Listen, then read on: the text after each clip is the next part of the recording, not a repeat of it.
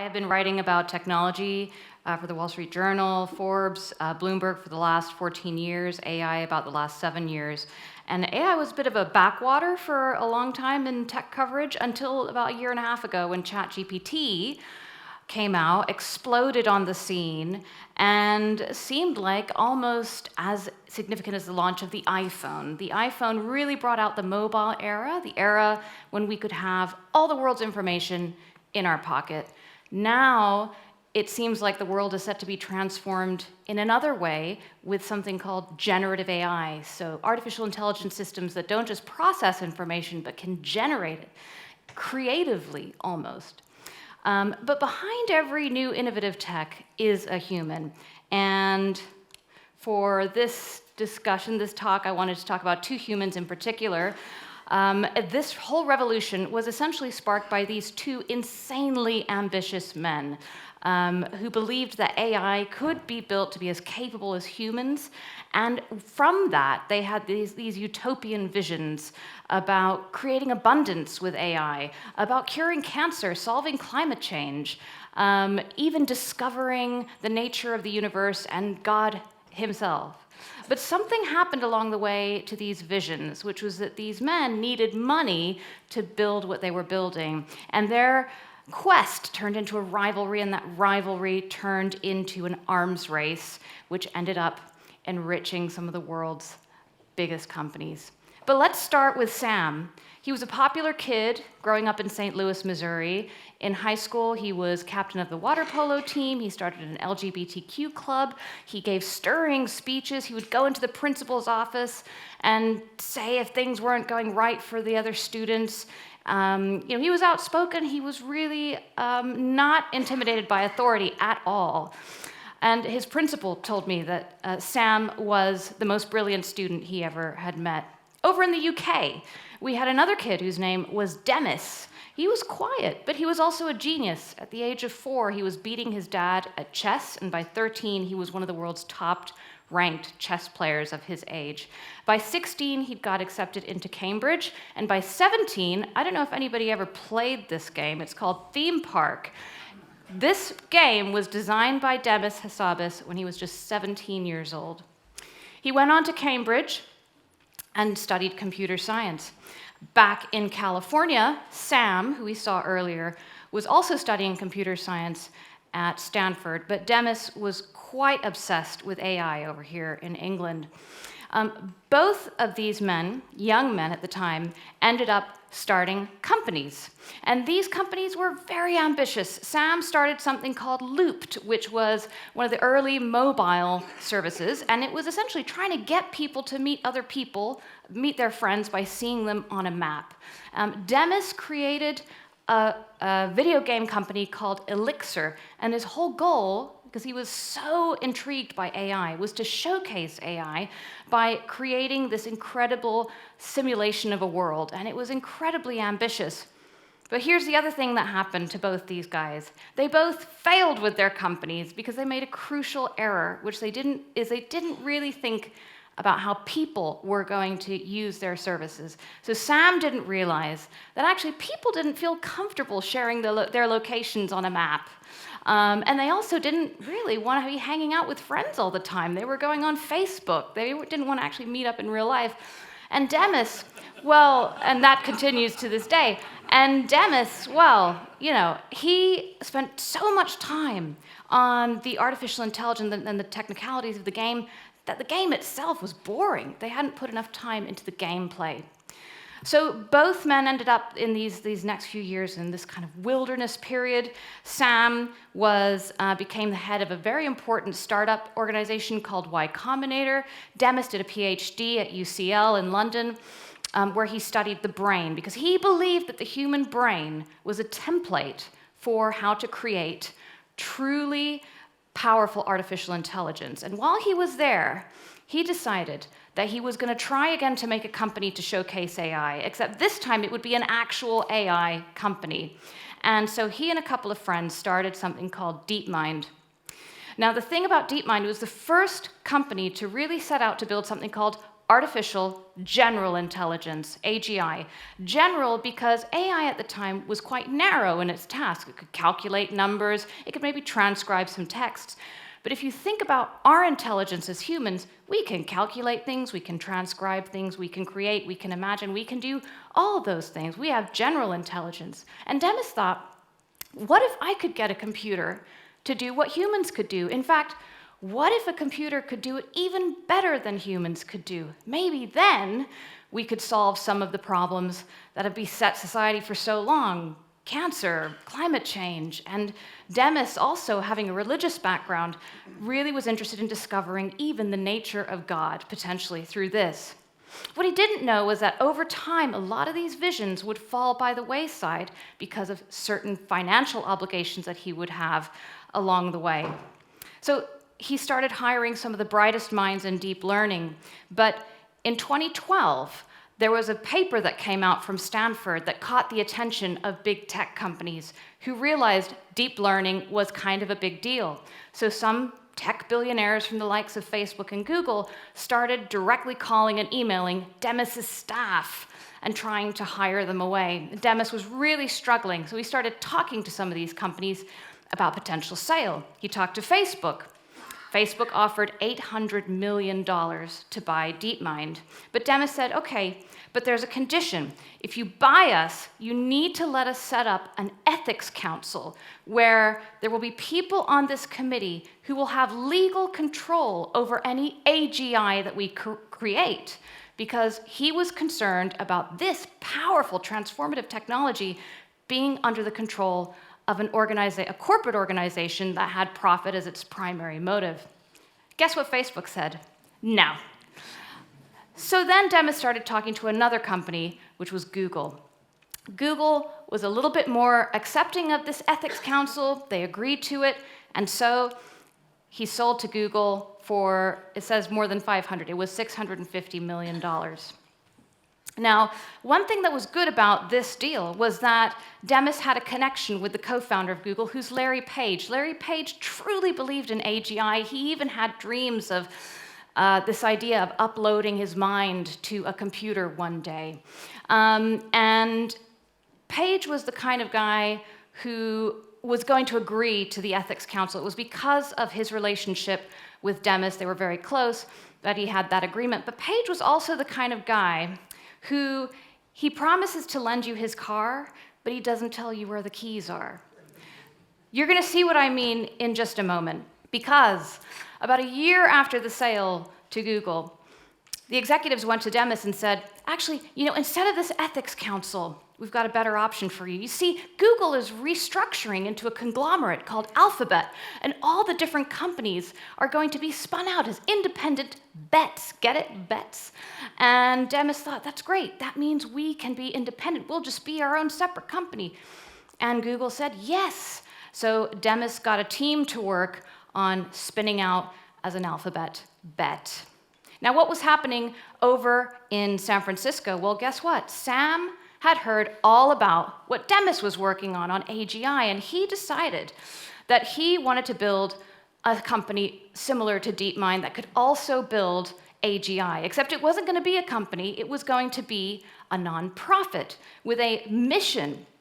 And so Sam, in order to get this off the ground, needed money, so he sent an email. I don't know if you can read the name up there, but that is an email to Elon Musk, in which he's talking about what he's trying to build. This is going to be a mission to create a foundation that creates AI for the good of the world. And this was Musk's very short reply: agree on all. He's a busy man. Now, Musk's motivation was partly personal. Remember Larry Page? Well, Musk and Page were friends, but they were such good friends they could have arguments from time to time about, that common topic, AI. And Page believed in Demis's utopian vision for AI, that it was going to bring great things. Musk was a lot more pessimistic. He was really worried that AI was going to go rogue and that it could one day destroy human civilization. And he especially believed that AGI, if it was created, should not be controlled by one person. He really didn't want it to be controlled by Demis in particular. He felt that AI or AGI needed to be open. So he told Sam that the name of this new research lab they were going to create had to have open in it, so they named it Open AI. Now, this was announced at a big AI conference, and they talked about how it was going to benefit all of humanity by increasing abundance. Now, Sam would say this quite often, that abundance was going to sort of produce a lot of wealth and help for people, but he would also do this safely. Now, over in London, when Demis heard about OpenAI, he was livid.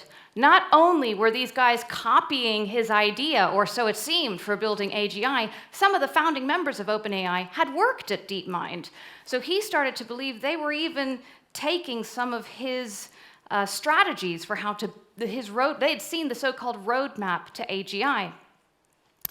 And so now this quest to build AGI was turning into a heated rivalry. And Musk, for example, when he was talking to scientists in the early days of OpenAI, would say to them, you need to really see DeepMind as your benchmark. You need to produce research that is as good as them. Not only that, he was trash-talking Demis. He would talk about, for example, how Demis had created, this was one of Demis's video games that he created, it was called Evil Genius, and he would say to the OpenAI researchers, do you really want a guy who made a computer game called Evil Genius to control AGI? Maybe this guy's an evil genius. So there was a lot of trash talking, a lot of poking fun. Over in London, Demis was getting frustrated, but not because of Elon. It was because he had been lobbying for years to be spun out of Alphabet. And he had hired lawyers, he had teams of people working on this project to spin the company out to become a nonprofit organization too, because he really still believed that AGI needed to be protected.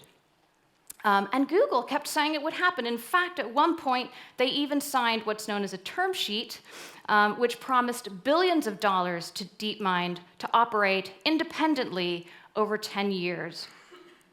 A term sheet is not legally binding, but it means a lot.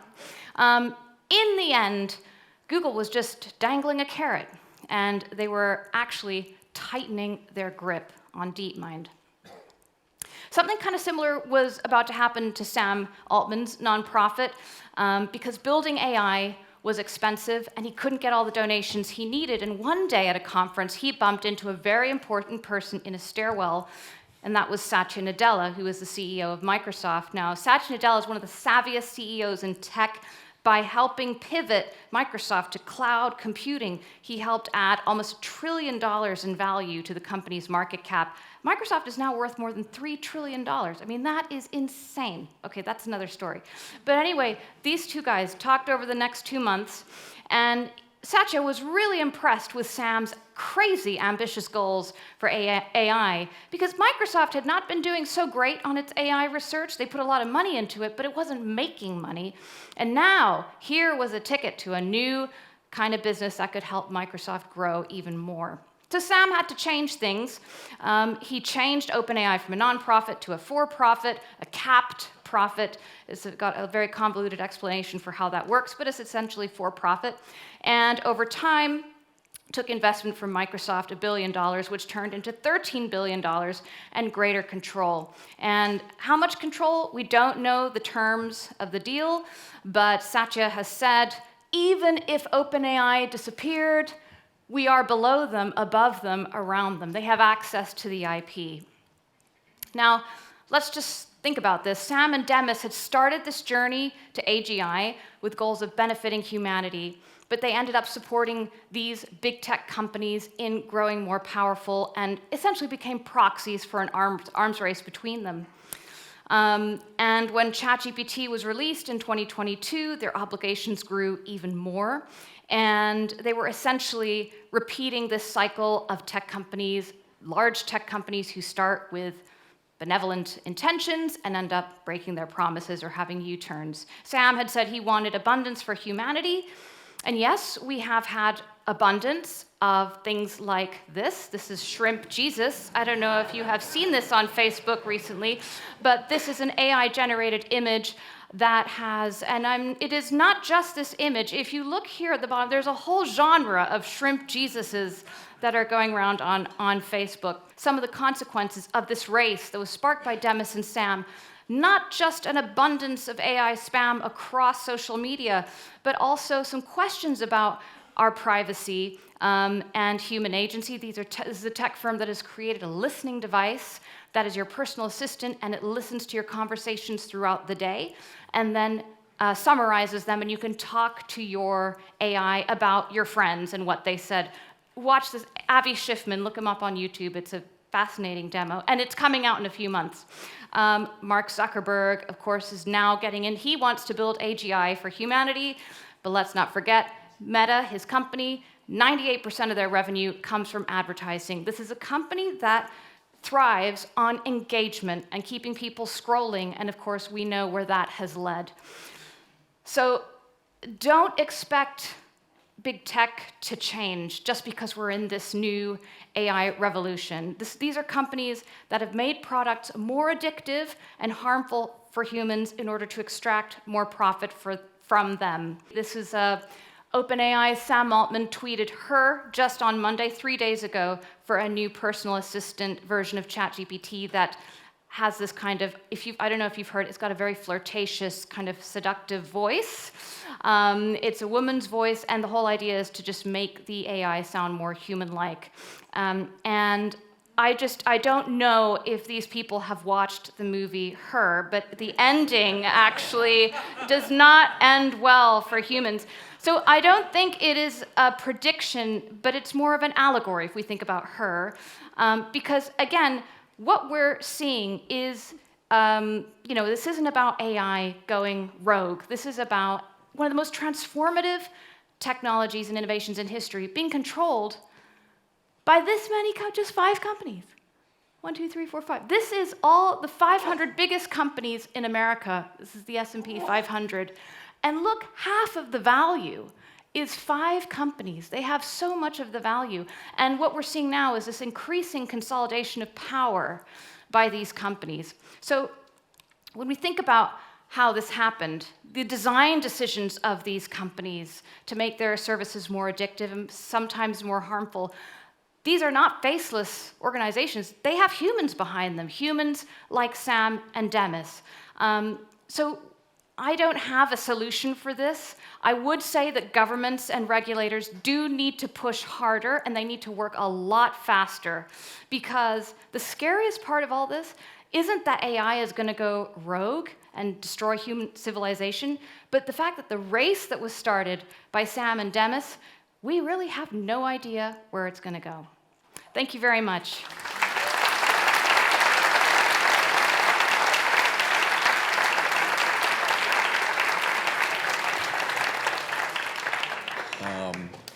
Yeah, this is such a fascinating topic, and thank you for illuminating us about the history of it, both in terms of its very utopian origins, as well as it quickly then became a kind of tech bro battle thereafter, except with billions of dollars at stake in the process.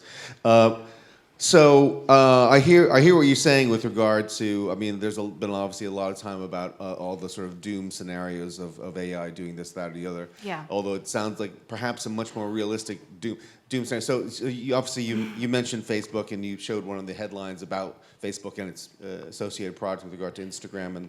And what's interesting, I came across a podcast recently, it may have been Freakonomics, talking about an economic paper detailing a new phenomenon in economics that they've observed, which they're referring to basically social media, in that a class of product that people, if it could be got rid of for everyone, that would actually improve their lives, right? So it like doesn't cigarettes or something. Well, right? exactly. So it doesn't help if you just give. Of course, you could say I have the discipline, but of course, you're addicted to the social connection. But if say the U.S. government or whoever would essentially say, that's it, we're getting rid of Instagram or Facebook or social media generally, that many people, I mean, this would obviously need a bit more testing, would actually find that to be a great benefit to their lives. Yeah. But they're kind of stuck with it. They're stuck completely. And I guess possibly, if that is actually true, that a widespread a group of people actually would prefer white. So I guess the danger is that that playbook is just going to be repeated, which is that effectively we'll be addicted to this new generation of technology, but almost actually resent it in our lives. Yeah, well, this is why I was saying, and I feel so bad to say this, but I really don't have a solution, because the regulations that are out there, the EU is probably the furthest ahead with the AI Act, and Britain's doing quite well with the Online Safety Act. I mean, Britain's done a great job with tech regulation, but it's moving it's always going to move too slowly. And I think at the end of the day, it just has to be individual choices about, smartphones or not looking at social media. We have to try and resist that lure. What I find troubling about AI at the moment, it really hit me just this week and I know I had to speed past it, the her reference with this new upgrade is now they're trying to make ChatGPT more engaging and sticky. Yeah. And how familiar is that? That's exactly what Facebook was trying to do. They were incentivized to make their algorithms keep you scrolling as much as possible. And of course, there are a lot of unintended consequences from that. What if emotionally vulnerable people start to become attached to these things? They have hallucinations. It's almost not what if. It's almost like it will certainly will happen, it seems. Yeah. That sort of stuff. And so listen, super fascinating. And now, I mentioned your book. When is it? Is it out in September? September 10th. What's it going to be called? Supremacy. Okay, appropriately titled. Supremacy, yes. Fantastic. Parmy, thank you so much. Thank you, Herb. Great, cheers.